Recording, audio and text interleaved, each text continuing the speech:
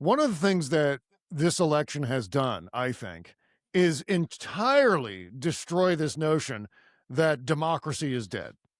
That Yep. free and fair elections are over. They're a thing of the past. Donald has destroyed all of that.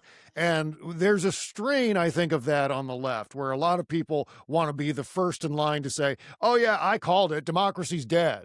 And Actually, I called it. I'm the one that called it. I said there's no way you can kill democracy in one swoop because of local elections and local politicians and local media that are heavily invested in there's an election story. Yep.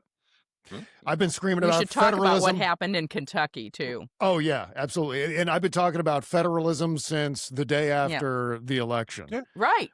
And on top of the overall kind of psychology of it, where if you're constantly repeating that democracy is dead and you're circulating that around social media and so forth, the podcastosphere, et cetera, then people start to believe it. And then people don't want to go.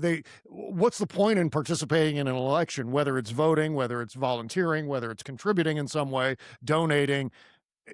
If democracy is dead, what's the goddamn point? So I think there's a lack of understanding of how that message contradicts the idea of participating in democracy. And so, but what we have seen, certainly, and this was happening all throughout the year with special election after special election, that democracy is, in fact, not dead because, as you said, Fran, state and local elections are run by state and local governments. And so, therefore, Donald Trump can't possibly begin to undermine those things. Is democracy endangered? Yes, I would put it on the endangered species list. Sure. But being dead is a complete misnomer. So I'm glad that this election, in addition to all of the various outcomes, I'm glad that this election took place the way it did so that that message could be completely wiped out. I mean, it's not going to entirely go away, but it's not going to be as big a thing. Having archives helps. Yeah. Because going back to 2005, a lot of the same people were saying after George Bush got reelected, game over, man, game over. Democracy's dead. We're fucked forever. We're doomed. And at the time, I wrote a lot about why are you so invested in telling other people that? Yeah. You know, I can understand. This is like the character from the Adventures of Gulliver, Glum. Glum, who was always going, we're doomed. We're never going to. And that was his entire character arc. But it fascinates me why people who think we're all screwed and democracy is over. Okay, fine. Go in your basement and be by yourself. Why are you so deeply invested in infecting everyone else?